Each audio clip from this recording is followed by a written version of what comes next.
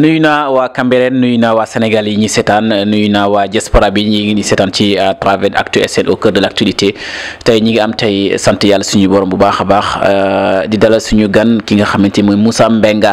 nekk coordonnateur général bu doole diaspora fii ci Sénégal nekk taalibe jëwriñu Baye Chérif Ousseynou Laye docteur de la jeunesse nekk nag ci nekk membre bu PASTEF nekk bokk ci coalition Yewwi Askan Wi fi nga xamante ni mooy Cambérène salaamaaleykum Moussa Mbengue. waaleykum salaam Elmat Laye Mokhtar maa ngi lay ziar di ziar mbokku téléspectateur yëpp di nuyu Cambérène di wax alhamdulilahi rabil alamin alhamdulilahi rabil alamin alhamdulilahi rabil alamin ñu ngi sant yàlla bu baax di julli ci sangu-sang yi maam Baye Laye alayhi salaam di ñaan émission bi monsieur Elmat yàlla na bokk ci émission yi nga xamante ne ñooy ëpp njariñ ci ñi koy seetaan ñi koy dégg ak képp ku mu mënti doon di ziar ahlu bayti maam Baye Laye alayhi salaam di ñaanal sunu baay boobu Baye Ousseynou nga xam ne moom la ñu doon def ñaanam le 9 bi passé yàlla na yàlla yokk ay leeram yàlla na yàlla yokk ay njéggalam baay booy yàlla bu sa leer fay ci barki maam Baye Laye sa maam barki maam Seyna Issa sa baay di ziar sunu xalif général sunu nijaay sunu papa Doudou Makhtar di ñaan yan bi yàlla na ko yàlla oyofal di ziar bépp taalibe Laayeen di leen wax yàlla na yàlla defal leen jàmm ba appel bii ñu jëm aussi yàlla may ci ñëpp xaalis Laye Mokhtar ziar nañ ñëpp. kooku mooy Moussa Mbengue Laye nga defal ni tuuti sa présentation rek Moussa Mbengue moom ñi koy seetaan waa diaspora bi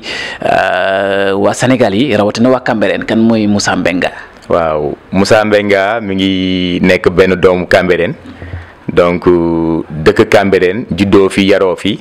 jàngee fii jàngi ji Limaamu Laay après dugg ci vie active bi nekk électromécanicien opérateur chaudière ak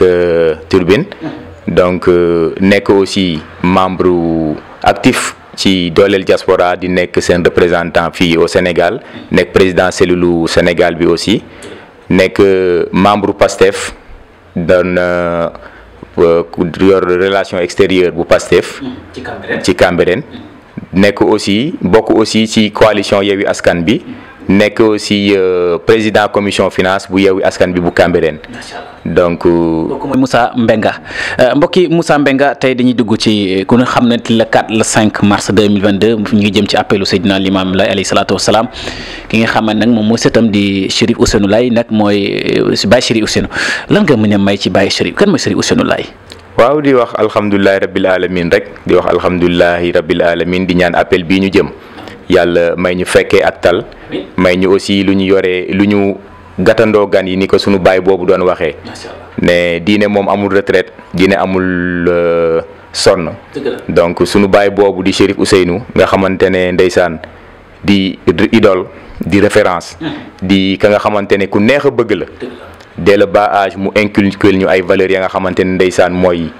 comportement wu jullit nan la jullit war a mën a mel à travers appelu Seydina Limamou Laye al-Mahdiyul Muntazar lépp baayu Seynou di maam Seydina Limamou Laye alayhi salaam léppam di baayam Seyna Issa bëggoon ku fonkoon aussi bis bii ñu jëm muy 4 ak 5 nga xam ne mooy appel bi mooy anniversaire wu appelu maam Baye Laye alayhi salaam baayu Seynou nekkoon ka nga xamante ne léppam accueillir gan yi la woon daf ñu daan wax sax ne ndeysaan bu dul woon gan yi di ñëw day summeeku takk ndiggam ànd ak ñun ci waañ yi ci joxe añ yi ci joxe reer yi ci joxe lépp ndeysaan bëggoon ko fonk gan donc appel baa ngi noonu ñu koy waaj Moussa aussi bokk si farlu si diine ji bokk commission bu ñuy wax ndekki ci biir polyvalence di farlu si diine ji ndeysaan di waajal appel ba démb rek ñu ngi woon ci réunion yi tey ñu ngi si réunion yi ba suba ginnaaw suba benn appel bi ñëwee on est à pied d'œuvre donc pour lépp rek Cambérène taaru Yoff taaru Ngor taalu ba képp ku ñëw rek ndeysaan pour appel bi di nga fi gis yàlla di nga fi gis Mame Baye Laye alayhi salaam di nga fi gis enseignement wu sang bi Laye Mokhtar. macha allah ba tey mën nga ñu dikkoon ci Baye Chérif Ousseynou Laye nu meloon ak jeunesse bi ba tax tey ñi nga xamante ni ñi ngi koy jooy mu nekkoon docteur de la jeunesse mën nga ñu ñëwal ci loolu. waaw docteur de la jeunesse Baye Ousseynou ndax boo seetloo jeune dafa bëgg lu ko captiver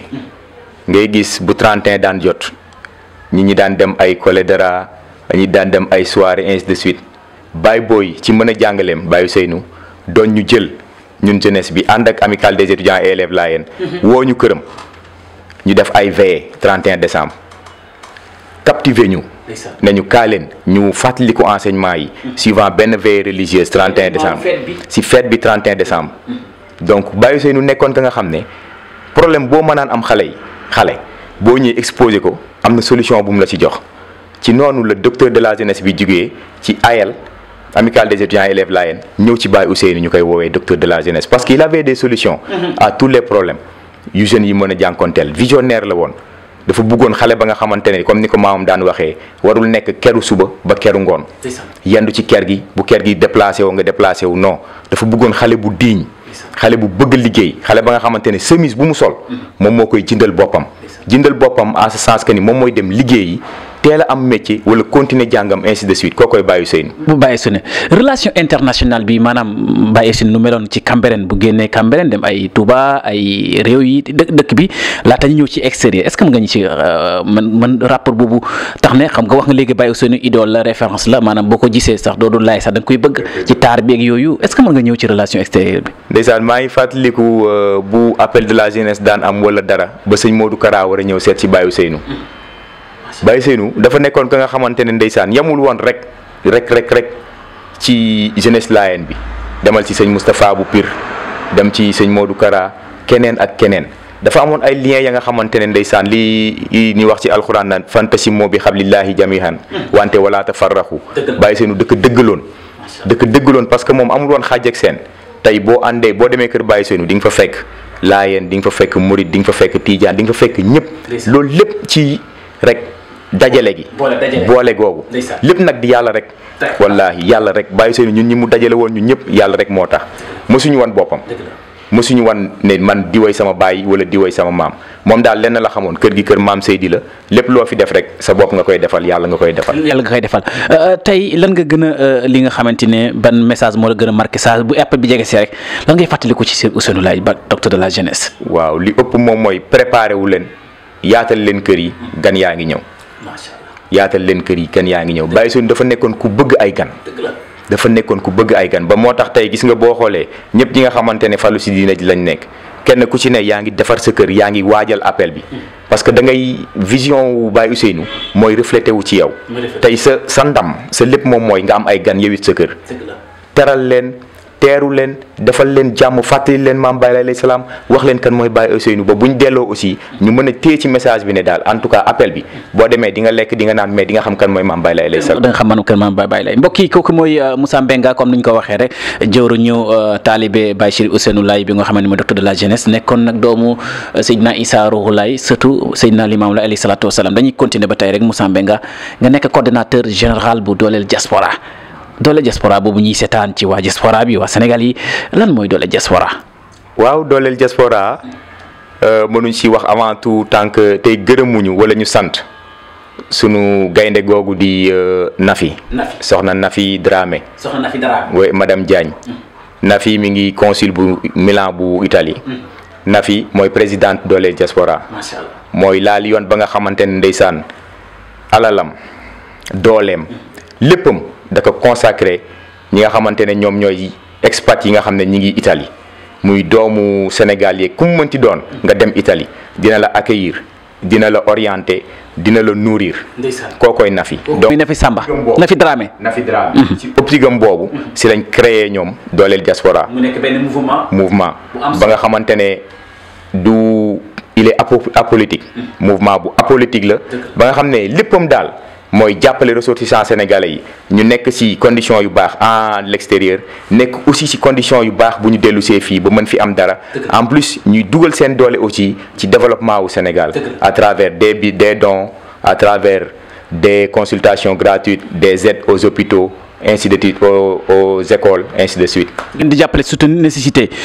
beneen bi mooy depuis foog naa ne doole diaspora yéen ko mettre en place depuis 2018 voilà yéen réalisation ngi jot defagum yoo xamante ni na fi moomu Dramé bu nekk Milan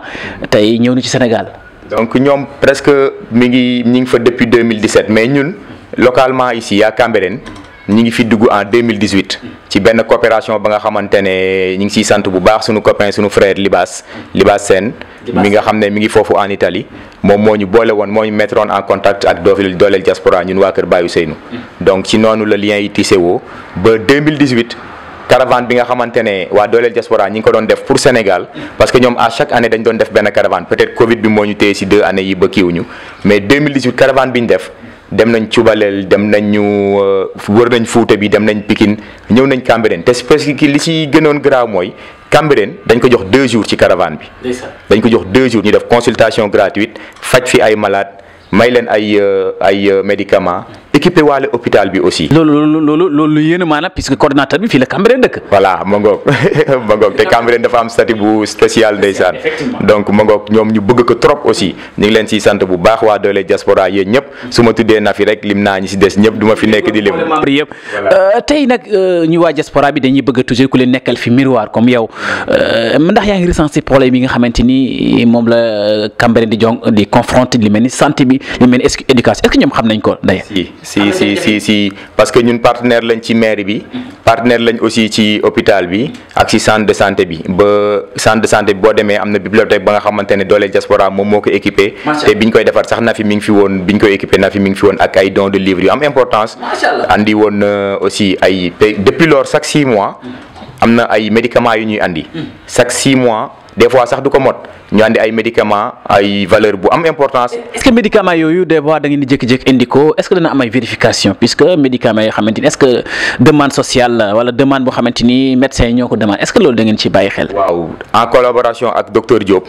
des fois bu médicaments yi ñëwee dinañ trier donc suñu trier ren bu xoolee mu xam ne médicaments yi am nañ solo donc si discours am si la ñuy jël. mu ne yii de sincèrement day impacter directement ci population bi yii ainsi de suite yii ainsi de suite donc discours boobu bu delloo seen nopp ñoom ci médicaments yooyu la ñuy prioriser pour andil ñu ko te à chaque fois je parle sous le contrôle de la télévision docteur Diop dina ma seetaan dina ma déglu Nafi aussi mi ngi may déglu ak mouvement doole diaspora donc ñoom à chaque fois bu ñu andee médicament rek docteur Diop daf koy magnifier daf ñu naan sincèrement ba 2 dernières yi sax dañoo ñëw sur le champ dafa tijji kii bi jël ay médicaments ne lii dama koy yóbbul ku nekk cabine mu dem faj ci benn patient ba pare ñëwaat expliquer ñu te nii may wax ak yow démb ci guddi rek yàlla xam na ne Nafi woo na ma ba wax na ma am na médicament yuy ñëw dinañ ko jot fii ak 2 semaines donc buñ ko jotee aussi même chose la ñuy def demaat dans l'année. mais doole diaspora bi Nafi ki nga xamante mooy sa coordinateur di Moussa Mbengue Laye ndax duñu leen laaj Cambérène amul ambulance xanaa boo seen médicament yi mun leen ci boole ay ambulance ñi amuñu ambulance ñi ñaa ngi dee ndax ñàkk am ambulance. waaw. xam nga doole diaspora aussi dafa am benn statut bu particulier dafa nekk la nga xam ne ay bénévole la. ay bénévole membres yi ñoom ñooy cotiser membres yi ñooy ñëw jënd médicament joxe membres yi ñoom ñoo koy kii donc suivant nos moyens ci la ñuy nekk noonu ba présentement am na 2 ans boobu ak léegi ñi ngi tabax benn hôpital bu mag Cubalel te defe naa ñu ngi ci phase finale yi te dëgg amoon na ay démarches yi nga xamante ne defoon nañ ko ci ñaari conteneurs yi nga xam ne dañ ko waroon andi Sénégal ba demoon nañ conseil municipal bi ak Mame Amadou Samb di ko saluer de passage donc amoon benn kii bu ñu def ba ñu defaloon exonération demande d'exonération bu ñu doon def pour mën a acheminer médicaments yi ak ay lits d'hôpitaux ainsi de suite pour mu ñëw Cambérène. c'est ça léegi ñi nga xamante bëgg nañ bokk ci doole diaspora parce que doole diaspora bi mouvement politique la mais social la massification ni muy tëddee. waaw massification yi moom mi ngi noonu à travers réseaux sociaux yi lañ koy def à travers porte à porte yi bouche à oreille la ñuy def ba képp ku ko dégg rek des fois bu ñu defee consultation gratuite ba pare ngay gis kenn daan ne Moussa lii de intéressé na ma dinaa adhérer mu ñëw jënd carte de membre am bokk dooleel diaspora am nañ ay carte de membre doole diaspora donc carte de membre yi moom donc 1000 francs la ñuy wax ba mangoog ku nekk lu mu am rek. comme lu mu nekk rek nga am dal di nga nekk membre bu xamante sympathisant bu doole diaspora bi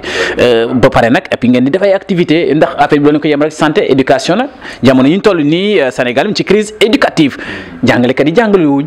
léegi noonu ngeen di def yéen waa doole diaspora. waaw ñun dañuy def à chaque fois li nga xamante ne mooy toucher population bi donc boo dégloo ci samay wax dama ne la ñoom dañuy def le tout ba lépp la nga xamante ne population bi da koy soxla rek à leur niveau bu fekkee mën nañ ko ñu jéem a defar loolu. ay fourniture. moo taxoon ñu andi ay livres ubbi benn bibliothèque. mi ngi fii nii ci centres sociaux bi nga xam ne monsieur Libaas Diop moom moo ko diire sama grand sama xarit donc def nañ fa benn bibliothèque équipée en livres. macha allah loolu ci centre socioculturel bi la. socioculturel bi mi ngi foofu monsieur Libaas Diop dina ma mën seede mi ngi déglu te biñ koy def aussi bi ñuy andi livre yeeg yooyu Nafi mi ngi fi woon présidente bi donc te léegi rek du yàgg tuuti Nafi dina ñëw. Nafi nag ku am xoram nga Nafi ku am njëriñ la ci Cambérène dañuy dem ci beneen point bi mooy gis nañ ne Moussa Mbengue Laye Pastef nga nga coordinateur membre Pastef lu la dugal ci Pastef te APR nekk fii benn bokk yaakaar nekk fii waxal lu tax nga dugg ci Pastef. waaw xam nga nit moom buy topp leader vision la koy toppee ak dëggoom ak yaakaar ci ne kii mën na jëmee kanam li nga xam ne ci la ñu ñëpp ñu yaakaar. Ousmane Sonko muy le président Ousmane Sonko. de passage ñu koy nuyu di ko féliciter aussi di ko wax ne dal ak jàmm ci maire bi. ci maire am waaw maire Ziguinchor. dafa jàmm. sixième maire. donc président ñu ngi lay nuyu di la ziar. donc vision wam ak charisme am ndeysaan ak bëgg Sénégalam patriotisme am moo ñu poussé ñun man Mbengue à ce que ma dem adhérer ci loolu te Sonko le président day ka nga xamante ne ku ko déglu ak xel xam ne kii am na fu mu bëgg yóbbu Sénégal. donc ci yaakaar ay discours am. xam nga jullit moom yaakaar rek lay toppee ni donc yaakaar rek. donc discours am satisfaire na ñu bëri donc ci loolu lañ adhéré ci Pastef. te Pastef Cambérène aussi di ziar de passage suñu coordinateur monsieur le maire Boubacar Diallo ak ñi nekk ci ginnaaw ñëpp yéen ñëpp maa ngi leen di ziar di jéggalu nag maa ngi wax ci seen tur donc xam naa di ngeen ma ko may donc man maa yor lépp luy relation extérieure bu Pastef Cambérène. Pastef Cambérène léegi ngeen dem taxawal lu mel ni Yewwi Askan Wi loolu expliquer ñu mu gën a leer. waaw Yewwi Askan Wi moom ça a été décidé en haut par. ci kaw lañ ko décidé. donc ñun aussi ñu xam ne ñu bokk ay vision la ñoom ñoo fa daje. te boo seetloo ni affaire yi demee nga xam ne sincèrement muy PUR muy grand parti muy xalifiste yi ñoom ñëpp. dañoo yàgg di jàppalante pour que Sénégal génn ci lenn lu mu nekk. c'est soo seetloo même combat yi ñu ñoo koy mëne. idéologie duñ benn quoi. non xam nga idéologie. maanaam ci Yewwi Askan bi ak benn bokk yaakaar idéologie duñ benn. non yow benn bokk yaakaar moom bàyyi ko ne rek ba ñu pare waaw moom sincèrement. waaw donc ñun daal ñun ñi nga xamante ne. PUR grand parti du moins ak ñooñu ñëpp boo seetloo presque combat yu bëri ñu ñoo koy mënee noo. donc ñu ànd day yomb te coalition bi Cambérène wane na sincèrement ay doomu Cambérène yi nga xamante ne il se retrouve ñu ñoo nekk ci biir coalition Yewwi Askan bi ci noonu lañ jiitalee sunu frère Boubacar ñu dem ci élection yi aussi mu nekk ngandam réussite ñu am ci satisfaction bu doy waar sax te là on est à 10 conseillers ci maire bi donc sant yàlla la. sant yàlla tey jii seen ànd boobu ngeen ànd noonu dem ngeen ba benn moment nga gis Yewwi Askan Wi jël deuxième position fii ci Cambérène nekk na première à la ville de Dakar te actuellement ñi ngi installé Barthélémy Diaz lay wax ci loolu. sant yàlla bu baax a baax. di nuyu sunu maire Bart ñu ngi lay nuyu di la wax aussi comme ni ñu wax président rek yow it dalal ak jàmm ci maire bi. xam nañ sa cofeel ci Dakar xam nañ sa bëgg ci Dakar donc yàlla na yàlla jàppale la ba nga mën ko concrétiser di la wax aussi Cambérène na ngi fii monsieur Bart Cambérène na ngi fii monsieur Barthélémy Cambérène na ngi fii soutenir la taxawu la votel la aussi Cambérène ku la votel la donc te je pense que ne moom ak mbëggeelam ak cofeelam parce que ànd nañoo ak moom ci caravane ànd nañoo ak moom visiter autorités yi Cambérène yi gis nañ taxawaay bi mu am ak cofeel gi mu am ci Cambérène te dina ko concrétiser incha allah yàlla na yàlla doole la jàppale. te moom nag dafa am benn compétence c'est-à-dire transféré à savoir CMI éducation Cambérène du mel ni mu ngi ci loxoom Barthélémy Diaz tey war ngeen wax mu ñëw Cambérène dimbali parce que Cambérène lu mu amul stade Cambérène travaux yaa ngi nekk en cours loolu la nga ci wax. non loolu kay dans un avenir proche Elmat di nga ci gis ay changement man gis naa Barthélémy ànd nañ ci caravane donc gis naa discours am te déglu naa ko mu wax. te dafa neex ci xol ñu ànd ak moom ñëw ba jàmmalaay mu ne nañ arrêté lépp. Barthélémy ne nañ arrêté lépp nañu taxaw marqué le pas tàllal suñuy loxo borom Dakaroo ngi nii. donc kooku am na fu mu teg Cambérène te je pense que ne dina concrétiser loolu li ñuy jooy nii yëpp en partenariat ak maire bi fi ne maître Doune Pathé monsieur Doune Pathé aussi que je salue de passage di sama frère di la wax aussi yow it dal ak jàmm ci maire bi yàlla na yàlla dooli la jàppale yéen moom lu mu diis yàllaa koy yéen donc yàlla na ko yàlla oyofal donc en partenariat moom ak Barthélémy je pense que dinañ def lu bëri Cambérène def lu bëri léegi bu ñëw ci politiquement est-ce que tey dinaa laaj loolu Nafi Samba nekk première adjointe au maire d'abord bala ñuy ñëw ci loolu da bokk nga ci installation officielle bi lan moo tax yéen waa Yewwi Askan bi amu leen benn poste responsable adjoint fu ñu dem ñu dóor leen lu tax loolu. waaw xam nga dañ dem ci fa nga xam ne majorité la donc ñun bi ñuy dem dañ dem pour bi dañoo minoritaire du moins je m'excuse donc bi ñuy dem on faisait face à la majorité te ñun foogoon nañ ne sax seen élégance dina leen may ñu may ñu benn mais tel n'a pas été le cas mais sant yàlla parce que aussi ñoom il n'était pas appelé à ce que ñu may ñu benn ñun dañoo foogoon ne seen élégance rek dina leen ko may donc je vous salue de passage muy Gassou muy sama yaay Awa sama yaay Ngoy Ba ak Mamour yéen ñëpp maa ngi leen di nuyu di leen ñaanal jàmm di ñaan aussi yan bi yàlla na ki yàlla oyofal seen kaw ñun ñëpp ñoo bokk li ñu bëgg ñun ñëpp ñoo bokk lu ñu bëgg que ñun ñu amoon ci benn poste que ñoom ñu yor 5 yi plus monsieur le maire ñun ñëpp Cambérène moom moo ñu soxal donc yàlla nañu yàlla jàppale ñun ñëpp ba équipe bi daal nekk équipe ba nga xamante ne sincèrement day yóbbu Cambérène fu ñu ko xalaatewul woon te je lance un appel à monsieur le maire à tous ses collaborateurs ngeen xam ne Cambérène nag ñuy xool Cambérène mi ngi ñuy seetaan te nit mën nga ko tere lépp ba mu des dégg ak xool donc yàlla na dégg bi ak xool bi rafet yàlla na yàlla defal ñu jàmm daal ba équipe bi je parle bien de l'équipe municipale du maire et de ses 66 conseillers yàlla nañu yàlla defal jàmm ba ñu bokk benn say nekk benn dànk liggéey Cambérène parce que Cambérène jot na nag pour ñu liggéey ko yàlla na yàlla oyofal. macha allah équipe nag mën ndax politique dana yomb ci élection législative yi ñëw dans la mesure ci liste boobu nga xam duñ parti ba ngeen nekk na ci Nafi Samba ak li Balay Seck Sarr yéen bokk coalition loolu lañ koy lijjante yéen. waaw loolu doom bu juddoogul la doom bu juddoogul la en tout cas ñun moom coalition Yewwi Askan bi ñun dépassé nañ élection municipale yi donc ñoo ngi jëm ci législative yi donc législative yi moom ñun pare nañ ñoo ngi nii di dem ñoo ngi nii di dem ci législative yi te boo seetloo sax ci réseaux sociaux yi di nga gis ne instant bii nii Yewwi Askan bi mi ngi liggéey mi ngi continuer def porte à porte am yi def nañ ay remerciements ci appelé élection yi non dañuy am député loolu kay Yewwi Askan bi moom bu Cambérène day am député gis nañu mel ni Bamba Fall dem nañ ci yéen lañ bokkoon daanaka Bamba Fall dem na fekki Macky Sall la dafa mel ni yéen amu leen moyen ñàkk problème mu moyen moo tax Bamba Fall dem fekki ci Macky Sall non loolu xam nga nit ku nekk aussi man dafa am politique ba nga xam ne man Mbengue gëmuma ko man tey su ma nekkoon Bamba Fall war naa xalaat ñi ma fal parce que dootul la personne de Bamba Fall mais ce sont les électeurs qui l'ont élu électeurs yi nga xamante ne dafa am lu élu ñu tax ñu élire Bamba Fall nan la leen di xoolee est-ce que consulté na leen parce que loolu tamit dafa am solo man sama gis-gis ci politique sincèrement war bokk ci. mais discours bi Bamba Fall joxe est-ce que loolu convaincre électeurs yi ko votel dama jàpp ne man comme dama woo ci Ahmed Tidiane Ba woo ñoom Seydou Gueye woo ñëpp bu mu Macky Sall wooyee mu ñëw mu liggéey ak moom. bu fekkoon da ko def avant élection yi ñu xam nan lañ koy sanctionner mais dafa bàyyi ba ñu fal ko mu ñëw ak discours am na assumé moom la rek. dem taqari ci APR ak benn bokk yaakaar bu ko defee nag bu ko defee ne lu discours yooyu yow Ousmane Sonko nekk na maire man ndax yooyu mu doon incarné du ko joué ci maire bi duy def yooyu ay maire waru am ay kii Ousmane Sonko dafa noonu moom d'accord nga nekk maire nekk ministre nekk député nekk lépp fa mel ni daal mu ngi commencé yooyu wax ci loolu. mais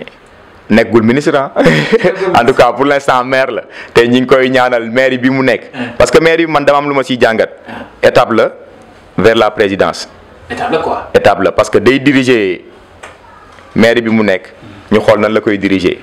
te moom xam na ne les Sénégalais ont l'œil sur lui donc dina def le tout ba réussir fi mu nekk pour mën a yéegaat ci feneen parce que Sénégalais ils vont juger et je sais que pro moom le président dina satisfaire attentes yi bu soobee yàlla. président Macky Sall. non. Ousmane Sonko. su ma waxee président xam nga ne pro moo tax. mais Moussa Mbengue laay dama am lu ma lay laaj ci émission bi daanaka jeex na lan moo tax Ousmane Sonko lu mel ni les Lions du Sénégal ñi koy accueillir chaleureusement opposition bi dem moom mu dal di envoyé Macky Sall ci compte Twitter félicité ko rek point final et puis lan mooy waral loolu lu tax moom ñëwul. loolu sax dara la. élégance républicaine moo. message boobu mu ko envoyé noonu sax loolu dara la. mais fi mu ko fekkoon ngay seet. D'accord fi mu ko fekkoon parce que nit ku nekk aussi waxam rek nga koy jàppee man su ma fekkoon ma nekk ziar kër Baye Ousseynou ñu ne ma kaay dem teeru leen dama naan déedéet maa ngi ziar kër Baye Ousseynou te tel a été le cas moom joxe na excuse nee na dafa fekk mu déplacé wu te attendez dafa am lu nit ñi ki xamul Ousmane Sonko bi Sadio dugalee penalty bi il faisait partie des premiers yi nga xamante ne jël nañ seen auto sillonné Dakar sillonné du moins fi ñu nekk. def bain de foulam génn wër jubilé. Ousmane patriote la le président. mais jàpp nga daal bu Ousmane Sonko nekk njiitu réew bu Sénégal ndax Cambérène dana développé. bu baax non Sénégal mooy développé Afrique mooy développé. Sonko président. parce que gisoon nañ ko fii ñu ko fi waxoon fii Idrissa Seck su nekkee fii nekk institution de Cambérène am milliard mais gisaguñ dara man daal Ousmane Sonko bu nekk njiitu réew Cambérène dana développé loolu lay laaj. avant muy nekk njiitu réew sax nii rek Sonko mi ngi ñëw Cambérène mi ngi nemmeeku waa Cambérène tiis bu dal Cambérène Sonko mi ngi fi Sonko mi ngi partagé ak ñun suñuy naqar ak suñuy bànneex. loolu rek dara la. donc ki la jox ndekki kay bu la waxee xaaral añ bi nga war a mën a kii yàlla bu mu ndekki bu neex ndekki bu doore may monsieur. leer sa kaddu gu mujj gi émission bu seqoon yow macha allah jeex na sa kaddu gu mujj gi ay message bi nga bëgg a jàllale. kaddu gu mujj gi daal mooy sant yàlla Hermat di la gërëm. di la ndokkeel aussi di la maasawu metti na. mais sant yàlla. yàlla na yàlla yokk yàlla na yàlla comme ni ma koy waxee ñeneen ñi rek. yan bi la yàlla yàlla na ko yàlla oyofal yàlla na la may aussi mbagg yoo ko yenoo parce que àdduna moom noonu la rek boo jugee si bii da ngay dem ci beneen donc yàlla na yàlla yokk ba nga yëg ko di sant bu baax di sant ñi may seetaan ñëpp di sant samay waa kër di sant sama soxna aussi bu baax madame première dame maa ngi koy sant bu baax a baax di sant ñëpp ñiy seetaan émission bi di ñaan aussi nit laa rek bu fekkee juum naa ngeen jéggal ma te xam ne nit moo matul lépp lu fi mat lu fi rafet yàlla suñu borom moom la soob mu demee noonu di gërëm ñëpp di sant ñëpp di leen wax ne nag appel baa ngoog le 4 le 5 invitation baa ngoog ñu ngi invité àdduna bi yëpp ñu ñëw découvrir ci Cambérène Ngor ak Yoff découvrir ci enseignement Mame Baye alayhi salaam donc maa ngi leen di sant maa ngi leen di gërëm.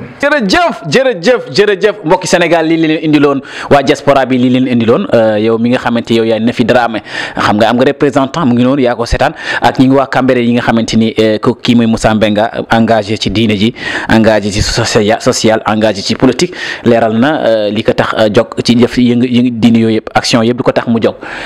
lii leen indiloon tey fi nga xamante ni moom mooy Actu SN au cœur de l'actu. Merci beaucoup à la prochaine di gërëm Galaye Cissé mi nekk ci réalisation merci beaucoup.